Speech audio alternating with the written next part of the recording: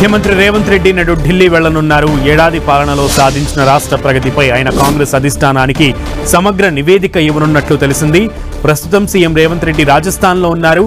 బంధువుల వివాహానికి హాజరయ్యేందుకు ఆయన తన కుటుంబంతో కలిసి జైపూర్ వెళ్లారు. అక్కడ పెళ్లి వేడుకల్లో పాల్గొననున్న సీఎం ఇవాళ సాయంత్రం ఢిల్లీకి పయనమవుతారు. 2 రోజుల పాటు ఢిల్లీలోనే ఉండనున్నారు. ఢిల్లీ పర్యటనలో భాగంగా సీఎం రేవంత్ రెడ్డి అధిష్టానం పెద్దలతో సమావేశమవుతారు. ఏడాది పాలనపై ఏఐసీసీ పెద్దలకు ప్రగతి నివేదిక సమర్పించనున్నారు రేవంత్ రెడ్డి. అందులో భాగంగా గ్యారంటీల అమలు, రైతు రుణమాఫీ, సన్నవడ్లకు బోనస్, కులగణన తదితర అంశాలను అధిష్టానానికి వివరించనున్నట్లుగా తెలుస్తోంది.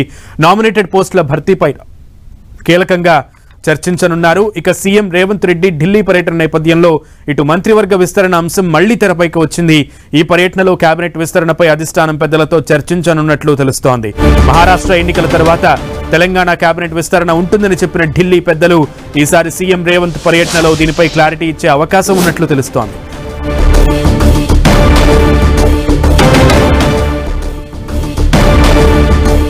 ప్రస్తుతం రాజస్థాన్లో ఉన్న ముఖ్యమంత్రి రేవంత్ రెడ్డి సాయంత్రం హస్తినకు చేరుకోనున్నారు. అక్కడ కాంగ్రెస్ అధిష్టాన పెద్దలను కలవనున్నారు. పూర్తి సమాచారం మా ప్రతినిధి ప్రశాంత్ అందిస్తారు. ప్రతాప్. సునీల్, ఈరోజు సీఎం రేవంత్ రెడ్డితో పాటు ముఖ్యమైన నేతలంతా కూడా ఢిల్లీలో ఈరోజు అసలు పెద్దలను కలిసే అవకాశం ఉంది. ప్రధానంగా ఈ కాంగ్రెస్ పార్టీ ప్రభుత్వం ఏర్పడి ఏడాది పాలన కూడా పూర్తి చేసుకుంది కాబట్టి ఏడాది విజయోత్సవాలను కూడా ఇప్పటికే గ్రాండ్గా నిర్వహించిన పరిస్థితి ఉంది. ఏడాది కాలానికి సంబంధించి చూసిన వీటితో పాటు ముఖ్యమైన అంశాలను కూడా కాంగ్రెస్ అధిష్టానంతో డిస్కషన్ చేసే అవకాశాలు ఉన్నట్టు కూడా కాంగ్రెస్ పార్టీ వర్గాలు చెప్తున్నాయి. ప్రధానంగా చూసినట్లయితే ఏడాది క్యాబినెట్ విస్తరణకు సంబంధించి ఇంకా 6 క్యాబినెట్ భర్తీలు ఇంకా ఖాళీగా ఉన్నాయి కాబట్టి ఈ 6ని భర్తీ చేసేందుకు సంబంధించి కూడా ఇప్పటికే పలుమార్లు అస్థిన పెద్దలతో చర్చించినప్పటికీ అది కొలిక్కి రాకపోవడంతో దాన్ని మరోసారి చర్చించే అవకాశం ఉన్నట్టు కూడా కాంగ్రెస్ పార్టీ వర్గాలు చెప్తున్నాయి. ఎందుకంటే ఇప్పటికే ఏడాది పాలన పూర్తయింది కాబట్టి ఖాళీగా ఉన్న వాటిని కూడా భర్తీ చేయాలనే ఒక ప్రతిపాదన కాంగ్రెస్ పార్టీలో బలంగా వినిపిస్తుంది. చాలామంది ఆశావాహులు దీనికి సంబంధించి కూడా పోస్టులకు సంబంధించి కూడా గట్టి ప్రయత్నం కూడా చేసిన పరిస్థితి ఉంది. ఇంకా ఇప్పటికీ కొన్ని చూసినట్లయితే కనుక జిల్లాల వారిగా కానీ సామాజిక సమీకరణను బేస్ చేసుకొని వాటిని భర్తీ చేయాలని కూడా ఆలోచన చేస్తున్నట్టు కూడా తెలుస్తుంది. చెప్పండి ప్రతాప్, ఇప్పటి వరకు ఈ కేబినెట్ విస్తరణకు సంబంధించి ఇప్పటి వరకు చర్చలే జరిగాయి తప్పితే ఎక్కడా కూడా అనౌన్స్మెంట్ రాలేదు. ఈసారైనా ఒక కొలిక్కి వచ్చే అవకాశం ఉందని కాంగ్రెస్ పెద్దలు భావిస్తున్నారు. ఇటు ఆశావాహులు ఏమంటున్నారు?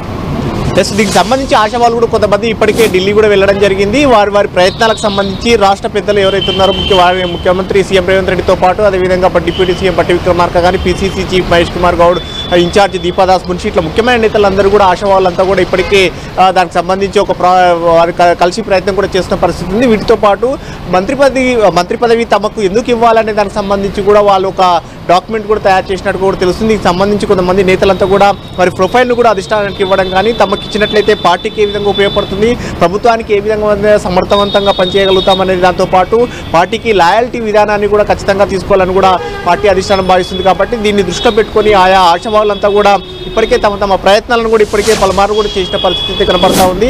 అయితే మరోవైపు అధిష్టానం మాత్రం ఖచ్చితంగా సామాజిక సమీకరణాలను అదేవిధంగా ముఖ్యంగా ఏ జిల్లాలకైతే ఉమ్మడి జిల్లాల వారిగా ప్రాతినిధ్యం లేదో ఆ జిల్లాలకు కూడా ఇవ్వాలని కూడా ఆలోచన చేస్తుంది. వీటితో పాటు పార్లమెంట్ ఎన్నికల సందర్భంగా కొంతమంది నేతలకు పార్లమెంట్ ఎన్నికల్లో సీట్లు గెలిపించుకొని వచ్చినట్లయితే వారు కూడా ఇస్తామని కూడా గతంలో భరోసా ఇచ్చారు. కాబట్టి ఆ భరోసా ఇచ్చిన నేతలంతా కూడా తమకు ఖచ్చితంగా మంత్రి పదవి స్థానంలో అవకాశం కల్పించాలని కూడా పట్టుబడుతున్న పరిస్థితి ఉంది. అయితే ఈ పరిస్థితుల నేపథ్యంలో సీనియారిటీతో పాటు పార్టీకి లాయల్టీ కానీ, అదేవిధంగా ఉమ్మడి జిల్లాల వారిగా ప్రాతినిధ్యం, అదేవిధంగా సామాజిక సమీకరణాలు, ఈ అంశాలన్నింటినీ కూడా బేరీజ్ వేసుకొని ఒక కొలికి తీసుకురావాలని కూడా ఆలోచన చేస్తుంది. ఇప్పటివరకు దీనికి సంబంధించి కూడా ఎక్సర్సైజ్ కూడా జరిగిన పరిస్థితి ఉంది. కాబట్టి దీని ఫర్దర్గా నెక్స్ట్ ఒక నిర్ణయం తీసుకొని ముందుకెళ్లాలని కూడా ఒక ఆలోచన చేస్తుంది. ముఖ్యంగా ఉమ్మడి ఆదిలాబాద్ జిల్లాకు కానీ, అది నిజామాబాదు, రంగారెడ్డి, హైదరాబాద్ జిల్లాలకు కూడా ప్రాతినిధ్యం లేదు. కాబట్టి ఈ ప్రాతినిధ్యం లేని ప్రాంతాల నుంచి కూడా ఆయా నేతలంతా కూడా గట్టిగా పట్టుబడుతున్న పరిస్థితి ఉంది. ముఖ్యంగా హైదరాబాద్ సంబంధించి కూడా చూసినట్లయితే శ్రీ గణేష్ ఒక్కడే కంటోన్మెంట్ నుంచి కూడా కాంగ్రెస్ పార్టీ తరఫున గెలిచిన ఎమ్మెల్యే ఒకరే ఉన్నారు. అదేవిధంగా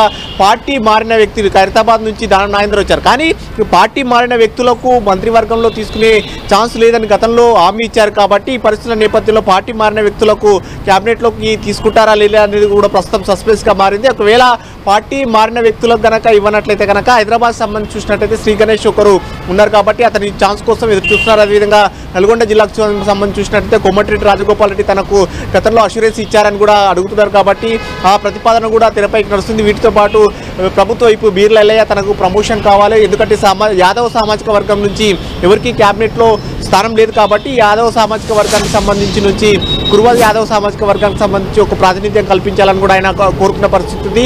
అదేవిధంగా ఎస్టీ సామాజిక వర్గానికి సంబంధించి చూసినట్లయితే లంబాడి సామాజిక వర్గం నుంచి ఎవరూ లేరు కాబట్టి బాలునాయకు తనకు అవకాశం కల్పించాలని చెప్పేసి అదే ఉమ్మడి నల్గొండ జిల్లాకు సంబంధించి దేవరకొండ నుంచి ప్రాతినిధ్యం వహిస్తున్న బాలునాయక్ కూడా కోరుతున్న పరిస్థితి. వీటితో పాటు ఉమ్మడి ఆదిలాబాద్ జిల్లాకు సంబంధించి చూసినట్లయితే సీనియర్ నేత ప్రేమ్ సాగర్ రావుతో పాటు అదేవిధంగా గడ్డం వినోద్తో పాటు గడ్డం వివేక్ వీళ్ళు కూడా పోటీ పడుతున్న పరిస్థితి ఉంది.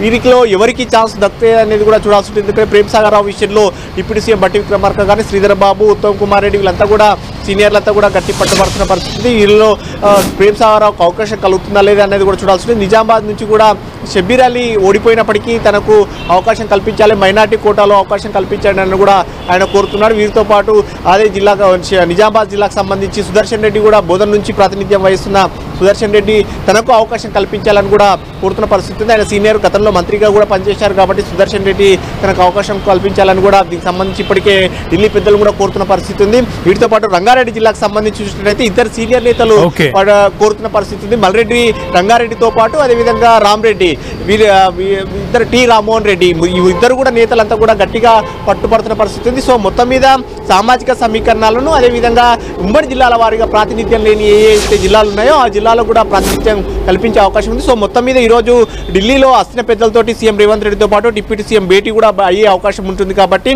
ఈ అంశం కూడా చర్చకు వచ్చి ఒక నిర్ణయం తీసుకునే అవకాశం అయితే ఉందని కూడా చెప్పవచ్చు. Okay Pratap, thank you.